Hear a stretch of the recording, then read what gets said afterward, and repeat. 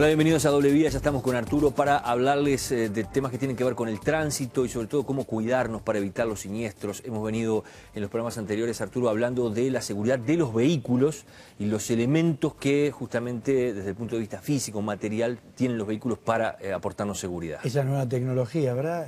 La seguridad activa y pasiva. Hemos dejado un poco de lado lo que es la seguridad preventiva, que quizás en otros programas hablaremos de eso, que es, digamos, lo de la ergonomía, lo que es un asiento, lo que es un volante, los comandos. Hoy vamos a hablar más del conductor. Claro, es decir, cómo se vincula el conductor con esa tecnología. Para nosotros es también muy importante, porque tenemos una tecnología espectacular del siglo XXI, pero seguimos trabajando sobre la constante que es el error humano.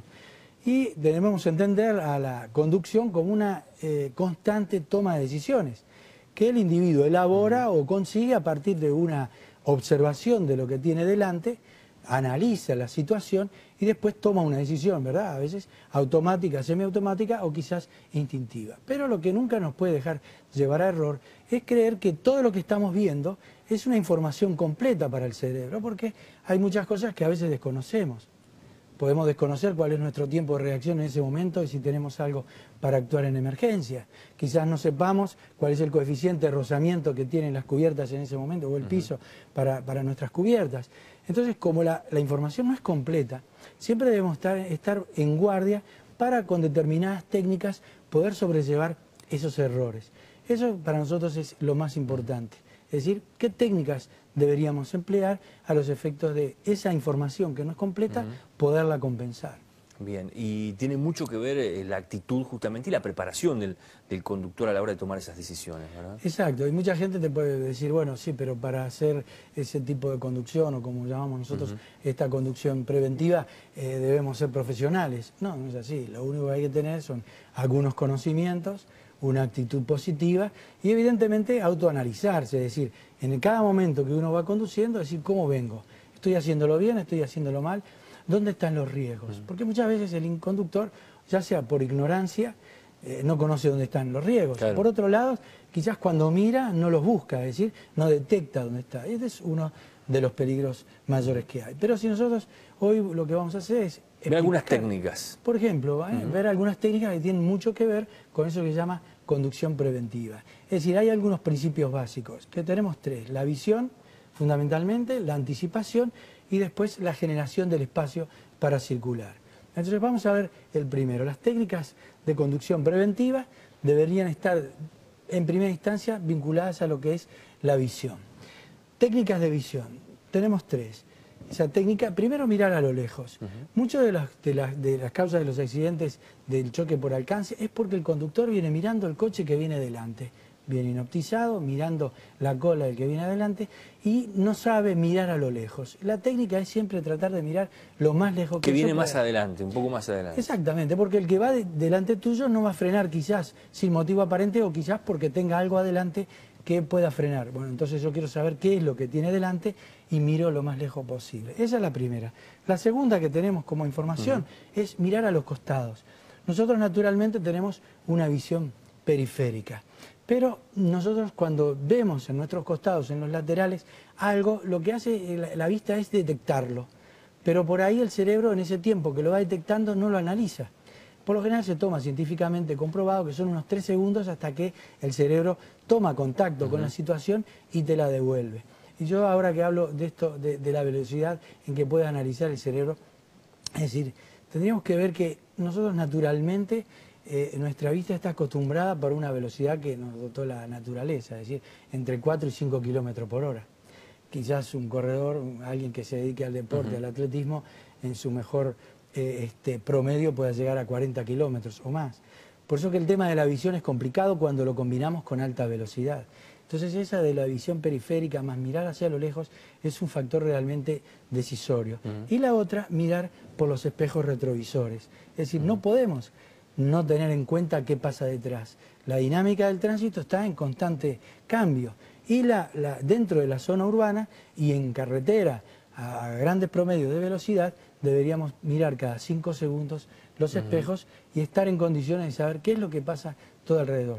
Pero para esto también trajimos hoy un video que vamos a mostrar para ver cómo es la observación del conductor, cuál es la técnica fundamental para que él que tiene cierta experiencia ya de manejo. Lo vemos. Vamos a ver. Cuando el vehículo que conducimos avanza a cierta velocidad, aunque no seamos conscientes de ello, debemos tomar decisiones acertadas en fracciones de segundo, mientras las cosas parecen venir hacia nosotros de forma vertiginosa. En un solo kilómetro hacemos infinidad de movimientos con el volante. Esto significa que en un largo viaje tomamos muchas decisiones que tienen que ver con frenar, acelerar, adelantar, etc. Toda esta información que reciben nuestros sentidos llega a nuestro cerebro, que al igual que un ordenador, procesa y a una velocidad increíble nos dice qué reacción adoptar en cada caso. Aunque la rutina nos impide observarlo, son estas órdenes del cerebro las que determinan los grados que giramos el volante en una curva o la presión justa que hay que aplicar al pedal del freno y los segundos que ha de durar esta presión. El conductor poco experto no llega a completar este análisis porque su visión se limita a lo que tiene más cerca en una distancia muy reducida. Mientras el conductor inexperto fija su atención en un solo objeto próximo, el experto mantiene su atención en todo lo que le rodea, sin detener su mirada en una sola cosa. A velocidades altas, su atención se concentra en la distancia, observa los puntos más lejanos y vuelve hacia atrás, hacia un punto intermedio, y finalmente, a los metros que tiene inmediatamente delante de sí. La visión de un conductor actúa en forma de cono. En la ciudad y a baja velocidad, el cono se ensancha y a medida que la velocidad aumenta, se va estrechando y concentrándose en objetos más lejanos.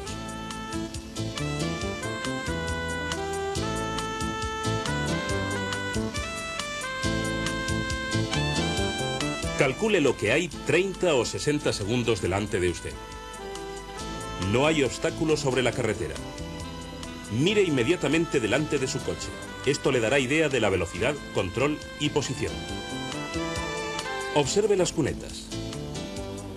Una mirada al retrovisor interior. A intervalos, compruebe el retrovisor exterior por seguridad.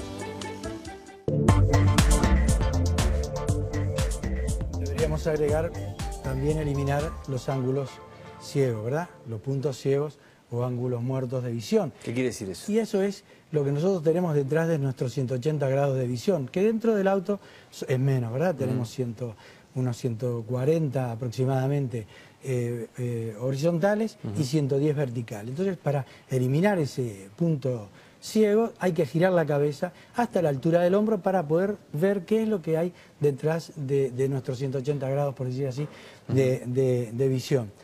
Esa visión periférica allí no entra, los espejos tampoco muestran los ángulos, los puntos ciegos, excepto algunos casos que uno puede agregarle un espejo convexo allí y puede observarlo. Pero el espejo siempre nos miente a veces en la distancia. Por lo general, lo mejor es girar la cabeza hasta la altura del hombro, hacia el lado que voy a inclinarme o a cambiar de senda para estar muy seguro. Hablemos de técnicas de anticipación. Bueno, quizás una de las más importantes. Esto es lo que diferencia a un conductor preventivo del que no lo es. Alguien que tiene que aprender a anticipar la situación. El tiempo medio de reacción de un conductor, en términos normales, condiciones físicas normales, anda cerca del segundo. Pero mientras analiza lo que se pone delante y pasa a través del cerebro la orden al aparato motor y actúa, hay un tiempo que se llama un tiempo sin poder reaccionar, porque el vehículo sigue a la misma velocidad que traía anteriormente. Por eso es que es fundamental prestar atención, ver qué es lo que hay, tener el tiempo para analizar y poder actuar. Esas técnicas o ese tiempo de reacción que tenemos dentro del segundo, hay algunas variables que pueden hacer que lo podamos reducir. Vamos a ver algunas de ellas, por ejemplo. Las técnicas de anticipación, la primera fundamental es procesar la información. Es decir, si yo vengo circulando por una vía y me acerco a una esquina, poder anticipar el posible error del otro que no respete una señal, un cartel de pare. Que no respete la preferencia y se mande nomás. O que un peatón se pueda tirar o alguien gire de manera imprevista. Es decir, yo tengo que procesar dónde tengo el riesgo y focalizarlo. Lo segundo es adaptar la velocidad a las circunstancias. Es decir, yo no voy a necesitar, además de mi tiempo de reacción, un tiempo de detención, después de que aplico el pie sobre el freno. Entonces, acá lo aconsejado es siempre, si yo quiero acortar ese tiempo de frenada, frente al riesgo, lo deberíamos poner el pie frente al freno y ver si podemos ganarnos un tiempo de reacción. Poner el pie frente al freno equivaldría a traer el tiempo de reacción casi en un tercio. Es decir, que estamos ganándonos una cantidad de metros de detención que son fundamentales para esto. Y lo otro es estar preparado para actuar. Si yo ya tengo el pie en el freno, lo que hago es asimilar y actuar. Es decir, no tengo ese tiempo muerto de separar el pie del acelerador y llevarlo al freno. No quiere decir que adaptar la velocidad soluciona todo. Por lo tanto, la idea es estar preparado para actuar, para poder hacerlo rápidamente. Y vamos a mostrar una gráfica donde nosotros con el pie en el freno o sin el pie en el freno vamos a ver la diferencia que existe en metros que pueden jugar a favor o en contra para el conductor. Por ejemplo, si nosotros venimos a 50 km por hora, estamos recorriendo casi 14 metros por segundo. Con el pie en el freno, si queremos hacer una frenada, vamos a hacerlo en 5 metros. Nos vamos a ganar 9 metros. 9 metros. Si lo venimos a 80 km por hora, son 22 metros. Con el pie en el freno lo logramos hacer en 7 metros, nos ahorramos 15. Si tú quieres hacer una fórmula matemática muy simple, podría decir, bueno, si yo vengo a 50 por hora, te saco la última cifra, a la cifra de velocidad que tengas en el velocímetro, y lo elevás, esa que te queda, por ejemplo 5, la elevamos al cuadrado. Por lo tanto, 5 por 5, 25. Esos serían los metros que tenemos para frenar. Si venimos a 80 por hora, le sacamos el 0, queda 8. 8 elevado al cuadrado, 64. Esos son los metros que vamos a necesitar para tener una detención total. Si venimos a 120 km por hora, son 33 metros, 11 metros con el pie en el freno y 22 metros de distancia ganada. Y siempre hay que saber que se aumenta mucho más la distancia de frenada que necesito que la velocidad que impongo. Por lo tanto, esto es un elemento fundamental, el tiempo de reacción en función de tener o no el pedal en el freno. Y la última técnica de la que vamos a hablar es la de gestión del espacio. Esto tiene mucho que ver con la distancia longitudinal y con las distancias laterales. La longitudinal es una de las más importantes, también las laterales si queremos apartarnos de la senda. Esto ya lo hemos hablado en algunos casos y es siempre la mitad en metros de la velocidad que venimos, con pavimento seco. Si es con pavimento resbaladizo, evidentemente que puede llegar a ser hasta un 40% mayor la distancia que necesite para detener totalmente el vehículo. Arturo, gracias. Un gusto, José. Nos reencontramos la semana que viene aquí en Doble Vía.